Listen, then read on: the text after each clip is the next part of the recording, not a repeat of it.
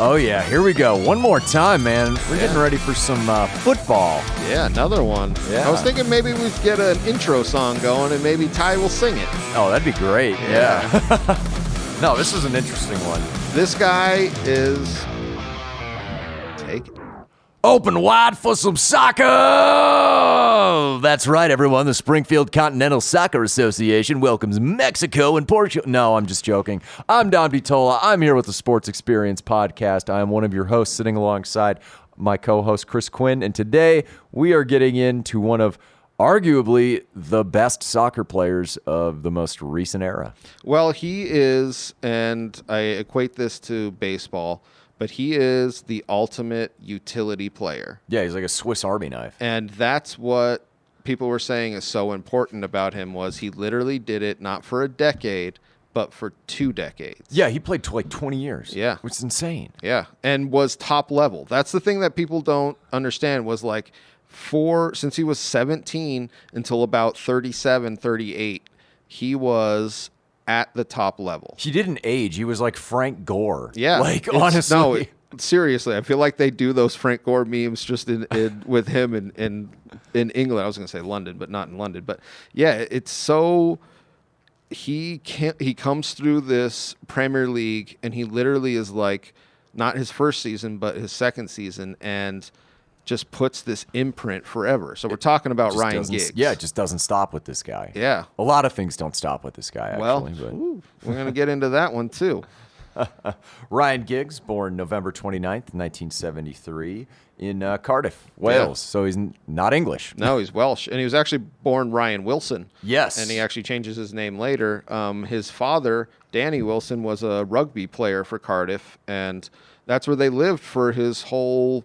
until they were 6. So he was a pretty... not great, but he was a pretty good rugby player. Oh, yeah, no, bloodlines, athletic bloodlines, they pass on down. I mean, even though he's not playing rugby, I mean, you got the athletic ability in the family. One interesting thing I found, it said his paternal grandfather, so his dad's dad, was from Sierra Leone, which, if you don't know, is in West Africa. And, well, the Europeans are very progressive on race. Yeah, he said that he had to deal with racism, which I feel like they are so racist up there. They were just like trying to find anything. Because he's still white, and they were just like, oh, this fucking guy. We heard stuff about you. Yeah, right. Like, you think you're white. Yeah. Hello, governor. Well, and so I thought it was interesting because he played rugby when he was in Cardiff a lot. And then which makes sense. His father gets... I don't even know if he got traded or he just went on a free transfer to Swindon Town. Yeah. Rugby League FC.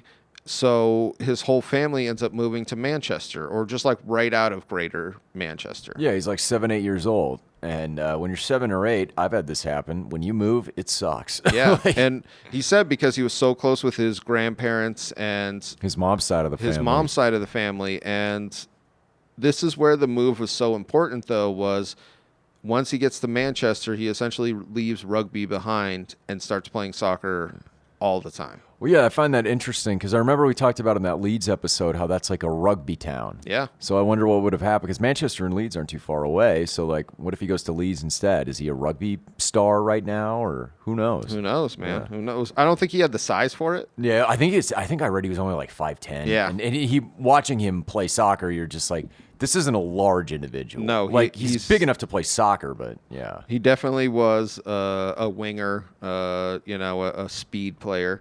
But later in his career, plays all across the midfield, which is what I was talking about with him being a utility player. Is he was so tactically aware all the time that, and Sir Alex Ferguson was talking about this, that he was just like, no, I'll just put him wherever I need someone to go. Yeah, his IQ for the sport was off the charts. Yep. As far as like we talked about in the Charles Haley episode, he'd watch the offensive tape because he wanted to learn what everyone else was doing. Well, you don't normally see this in a winger. That's what was so important with him was he still had that flash that that you want, but he really was great. So we see him in his youth. I forget what youth club team he played for in Manchester, but was obviously a step above a lot of the other kids. So Manchester City, who is not a big club at this time with no money, give him like a scholarship to this thing called the School of Excellence. So it's like their private school that they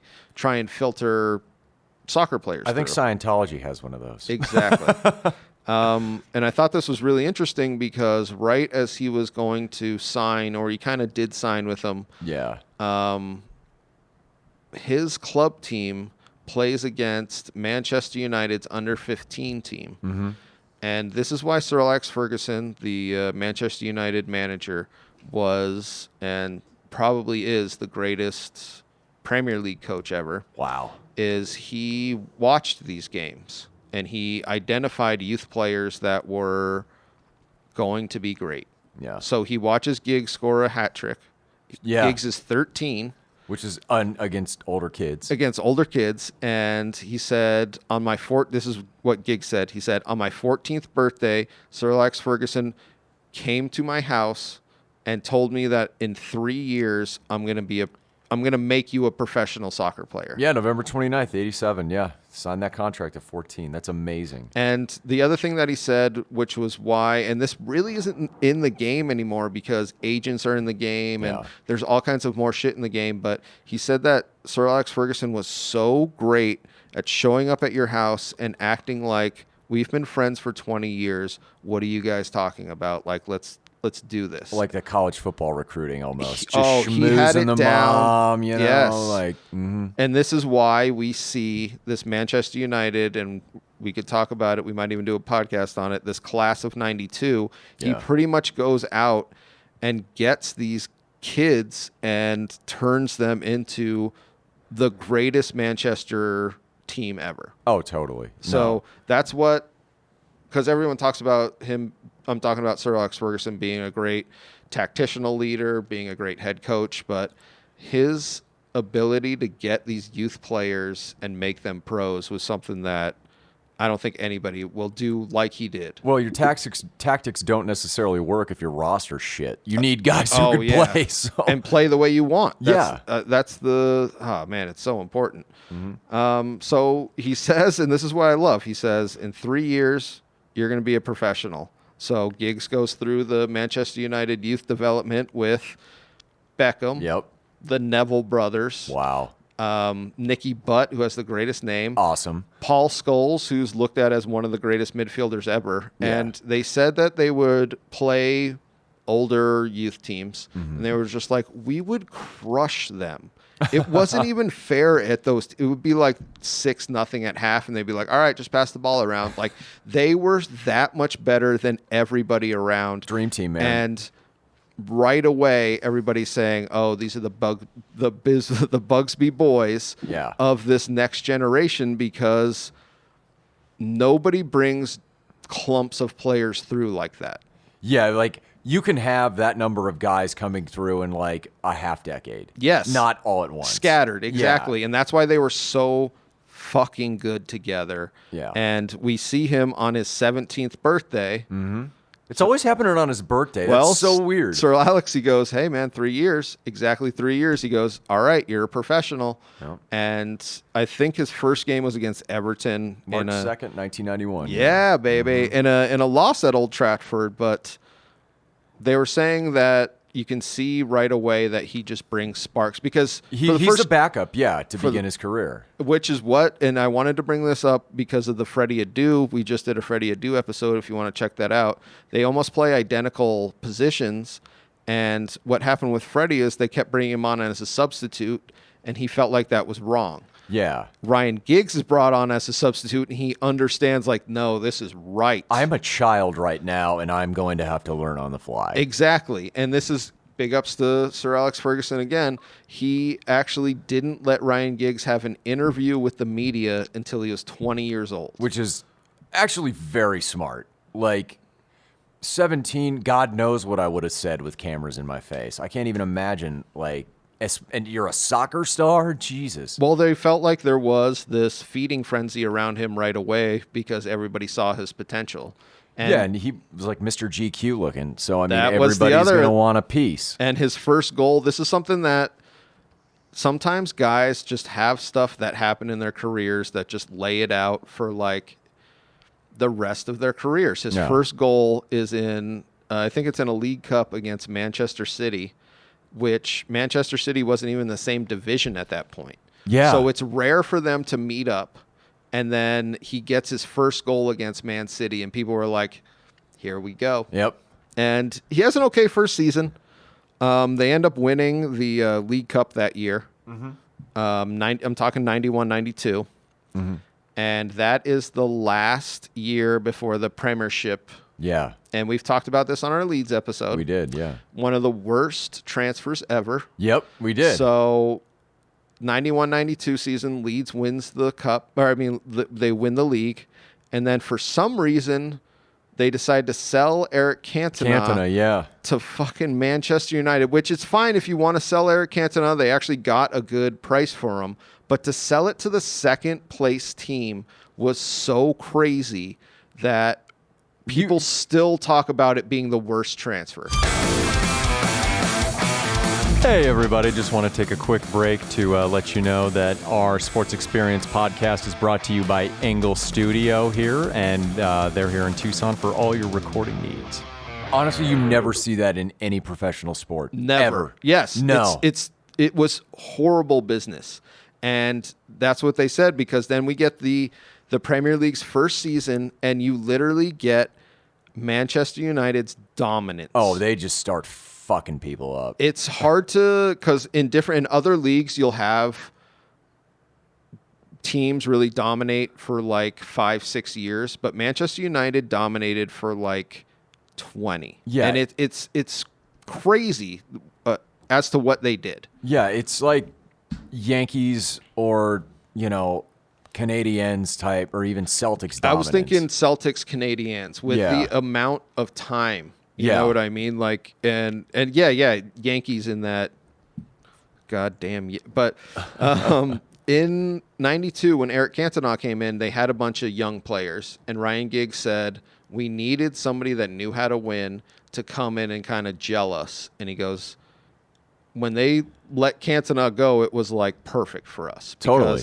They end up winning in 92, and they end up winning the league. Yeah, 93, 94, they win the double. So, and this is what I found so interesting was they end up doing back-to-back titles. Yeah. So they end up winning 91, 92, 92, 93, and then I think Blackburn has their only title, which was like, everybody was like, holy shit. And then they go back and they do back-to-back doubles. Which is crazy. Which, this is the thing that I was talking with you about, which is so ridiculously rare. And they start doing all this shit that was just like never done in England with all these just like dominance. Well, and that's what you get when you have a talent pool like that. Like, you can't deny it if everything is working. So at this point, they talk about them being the strongest midfield. I can argue about it, but it was Giggs, Keane, Paul Scholes, David Beckham. And that's kind of how it was laid out across. And there were talks about, it was just like, yeah, we have a good forward, but it almost doesn't matter who's up there. Yeah. Because they were the best midfield. We see David Beckham go to Real Madrid, Ronaldo come in. So it was such a great mix of these guys who kind of started all at the same level. And interchangeable and all young and all good.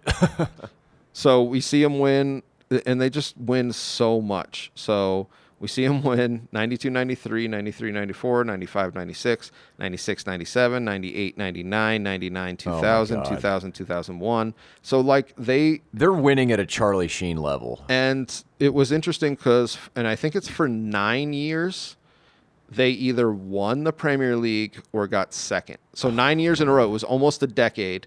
And in the time that they got third, so they got third in this year, the next year they came back and won. Oh, jeez. So like it's such a era of dominance, and like I was saying, Ryan Giggs is the heart of this team. So he's actually not the captain, but he's the second captain. So Phil Neville's the captain for like a decade in this team. Yeah. But then Ryan Giggs like outlasts him. He outlasts everybody. He almost is with Sir Alex Ferguson for his whole career. That's crazy. It's one of the greatest achievements, I think, is his longevity in the game. That's some Larry Fitzgerald shit right there. Yeah, no shit. And with the numbers. Yeah, just right? like consistent. You're just like, fuck yeah. You're like, post them up, buddy. So they do the double again in 98-99. They do, I'm talking FA Cup. And I'm bringing this up because 98-99 is probably the best Manchester United year, and it's a span of like 2 weeks. Why soccer can be, in my opinion, the best game. It's a span of 2 weeks in which they win the league title, win the FA Cup, and win the Champions League, which wasn't called the Champions League then. But wow. So they do the treble, which is the hardest treble to do. Yeah. People say in out of England. And Ryan Giggs, so I'll start it off. So they beat Tottenham in the weekend. Yeah. He didn't have I don't even think he necessarily played that game, but he might have got substituted. FA Cup, they're playing Arsenal. They go to extra time, and Ryan Giggs has one of the best goals. I was going to say, I know you saw it. He picks it up midfield. Patrick Vieira, who's one of the best center defensive midfielders ever, just gives a really shitty pass, and he just picks it up, and I think it's one of the Neville brothers. Yeah. And Giggs is going, and one of the Neville brothers he's shouting at him because he's going to overlap him. And then he goes, I'm running up, and I just realized, like, Giggs is running way faster than I am, and he is just dicing people. And if you look at it, it's almost like, because he keeps giving feints, and it's almost like the defense just has no idea what to do with him. And he takes it in, and he rips it off his left foot for the FA Cup winner's medal. And it's such an amazing moment in his career. Totally. And then I believe it was actually a couple of days earlier, he had the tying goal against Juventus in the semifinals. Mm-hmm. So it was such a epic year for them. It's hard to refute what he meant to the game. It's like a super team, and he's, if not the star, one of the stars. Well, so he's not the star, and I thought that, well, he is a star, but we were talking about this, was once he was able to talk to the media, he had this explosion, and they said that he was like the David Beckham before David Beckham. Oh, wow. And if it had happened a little bit later in the international scope, he would have been a bigger star, and which actually ended up being kind of good, because we'll talk about some stuff later. Oh, we're going to talk about some shit. But it was interesting because he was that first star, and then kind of everybody else came after him, and everyone was like, well, yeah, Giggs has been there for years. Yeah. That's what he was. He was constantly like, almost like that third, popular guy. Totally.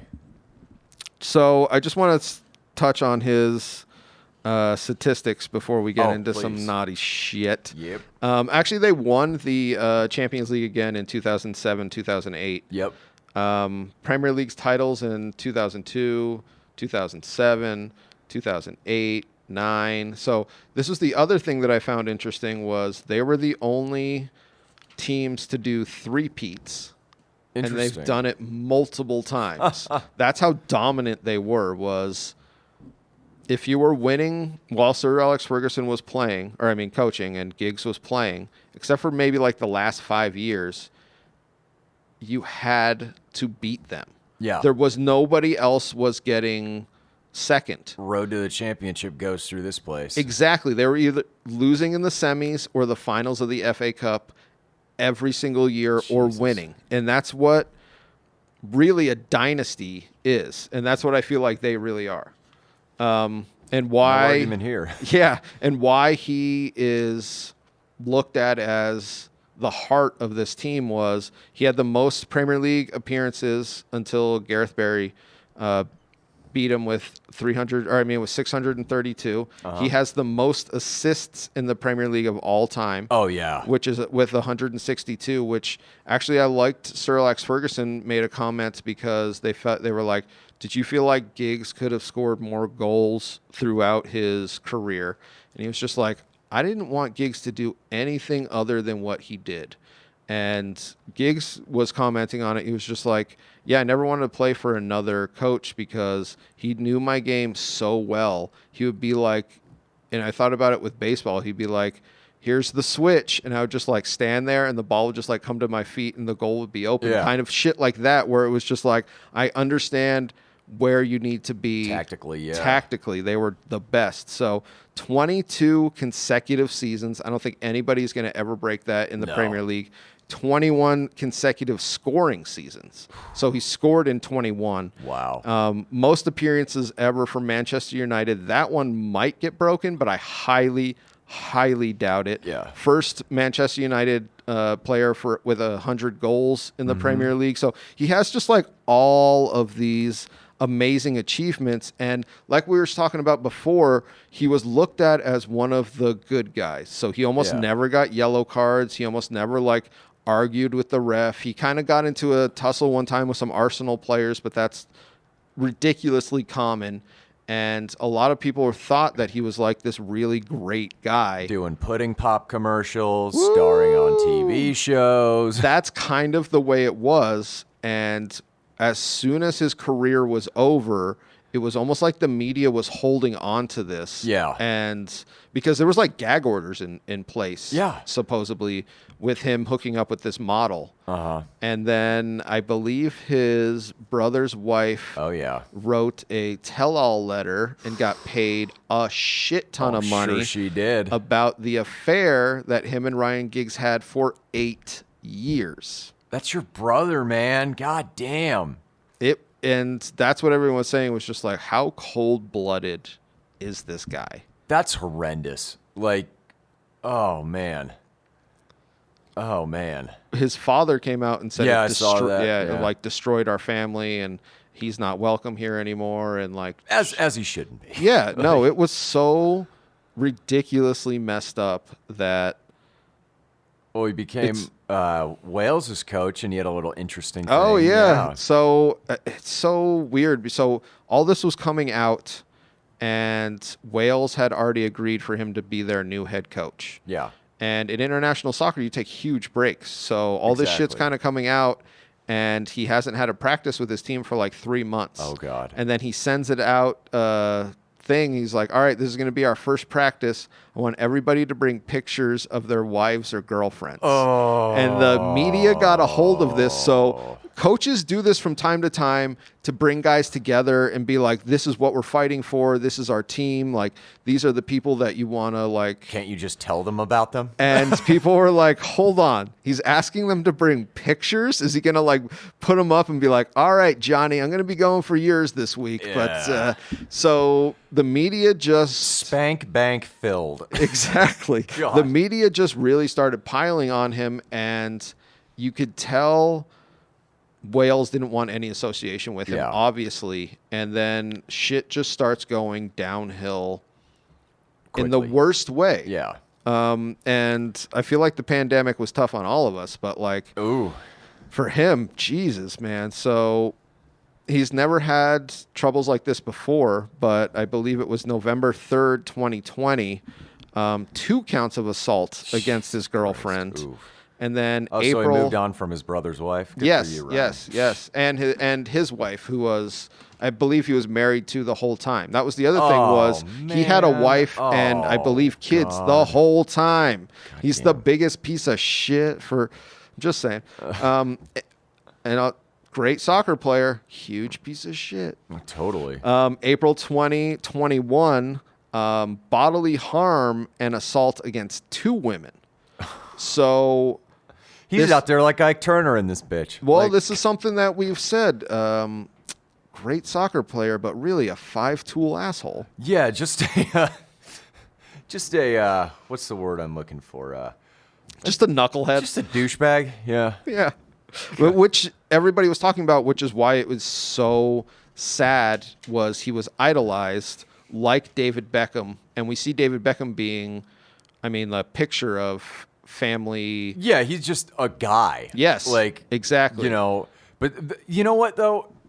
I am not absolving this guy of any blame because that is just shit behavior. No, it's awful.